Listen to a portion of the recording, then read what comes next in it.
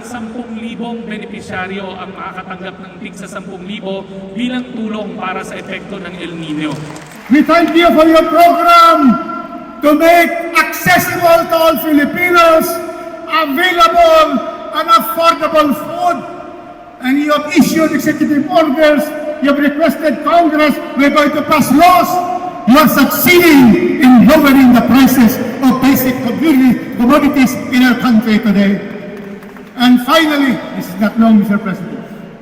And finally, today, with more than 10,000 of our Cagayanons here, finally, lastly, we thank you, Mr. President, for the presidential assistance to farmers and fisherfolk. They are here today. Takpakan natin ang atong magaling. First time po ba ito mangyari na may nagbigay pong pakulong sa Cagayan? Oh yeah, as far as I know, since naging congressman ako, 9 years, and ito, first time to, alam mo yun yung bumababa talaga. So, first time talaga to. And then lalo na yung mga dala namin from Camiguin, di ba, na-receive talaga mismo galing kay Presidente, na nakamayan pa nila. Yun yung pinag-uusapan namin ngayon. Parang, ganyan yung feeling. So, sobrang iba talaga. And very, very thankful talaga kami. Hopefully nga, makarating din sa amin sa probinsya. Hopefully, ma-schedule din namin Presidente mismo. My fellow workers in government, lahat po ng ating mga naging bisita, magandang hapon po sa inyo lahat. Ikinagagalak ko po makabalik dito sa CDO at uulitin ko po ang aking first impression sa inyong lalawigan. Kapatsada ba kayo dari ng lugar?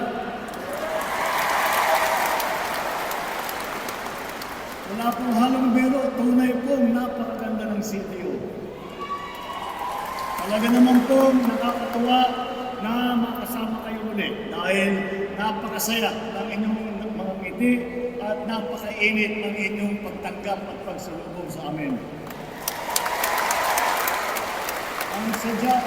Ang sadya po namin dito ay upang personal na iabot sa ating mga lokal na pamahalaan ang presidential assistance para sa ating mga magsasaka at mangingisda na napinsala, naapektuhan ng El Nino ang ating dinadaan na pagtuyot.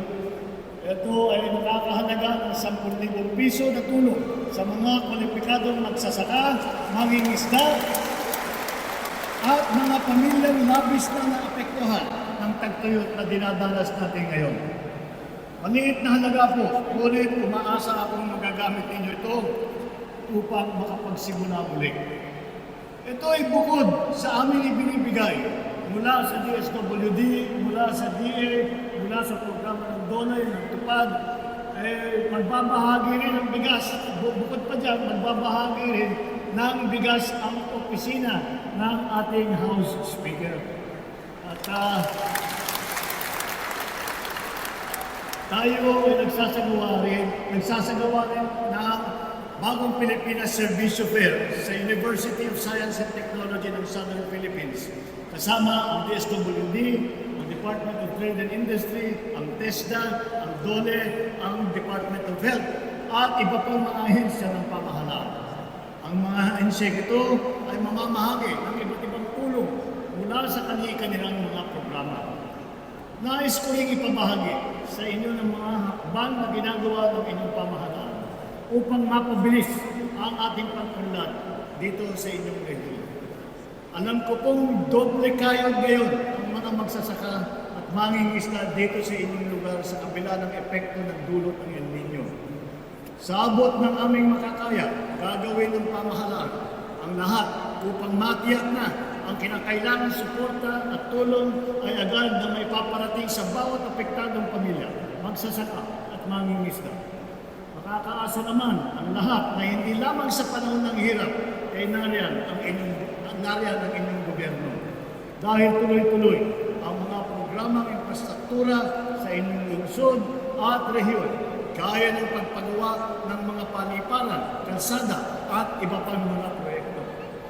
Upang mapabuti ang lagay ng transportasyon sa Cagayan de Oro at sa Northern Mindanao, isinasagawa po natin ang ilang improvement at saka development project. Isa na rito ang pagpapalawig ng Lagindingan Airport na may halagang halos ng 3 bilyong piso. Kaya tinuturo ko po si Congressman Bangkit ay ilang taon muna sinasabi sa akin na naging totoo.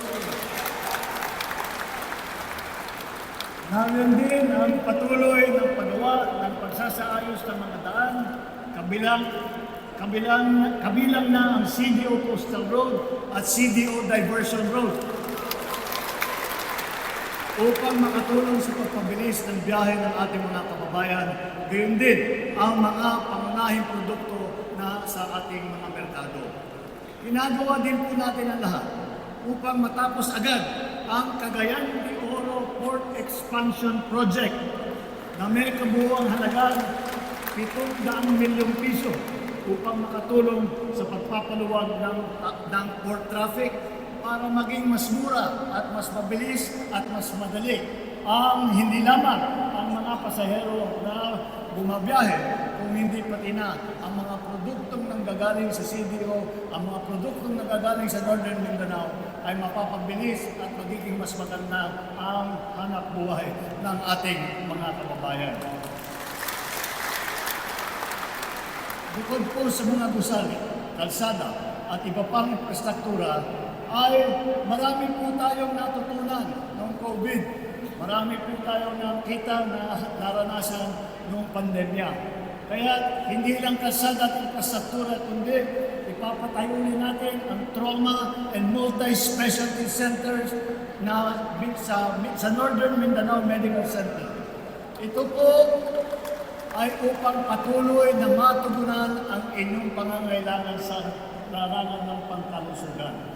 Sa mga ito, makikita natin ang mga konkretong hakbang sa kung paano natin pagbubutihin ang transportasyon, kalusugan at infrastruktura sa rehiyon. Sa ilalim naman ng Pantawid Pamilya Pilipino Program, nagbigay po tayo ng mahigit 500 milyong piso simula Enero nitong taon upang matulungan ang halos 300,000 mahihirap na sambahayan sa buong rehiyon. Nagpaabot din tayo ng tulong sa ating mga senior citizen para sa mga kanilang pangangailangan, lalo na sa pagkain at sa gamot. Simula noong Enero, mahigit 900 milyong piso ang ating naipamigay sa ating mga indigent na senior citizens dito sa region ninyo.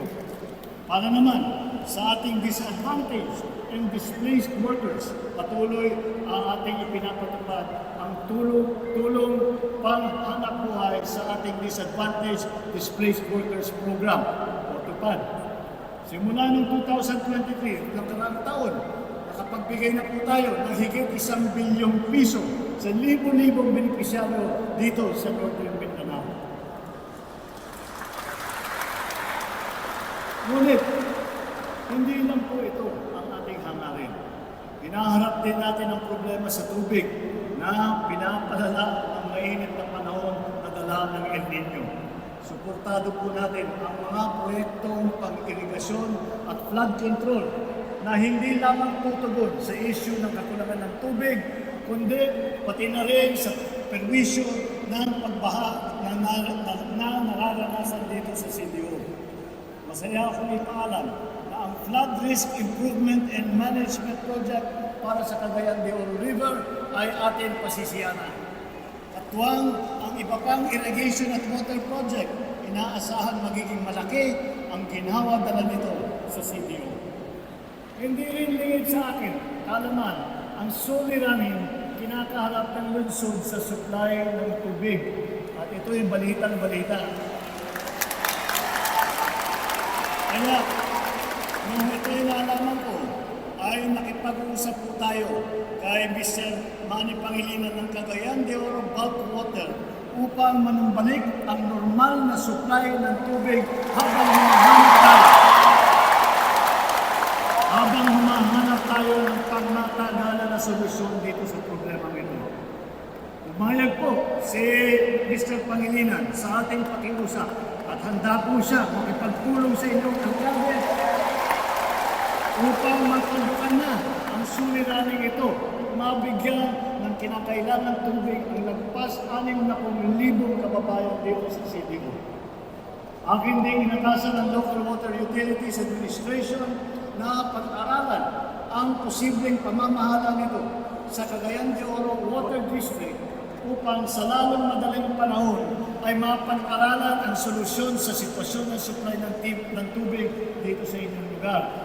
Hindi lang sa supply ng tubig, pati na ang pagtukoy ng angkop ng water rate at pagtupad sa mga obligasyon nito sa mga consumer at sa ating mga supplier.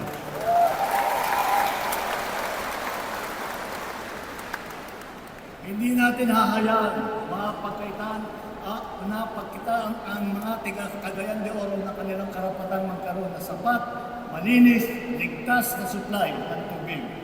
Sa ating pagkakaisa at sama-samang pagkikilos, tiwala ako na magtatagumpay tayo sa mga hamong ating hinaharap at pagpatuloy ang pag-angat natin at pagpunlad sa Northern Mindanao.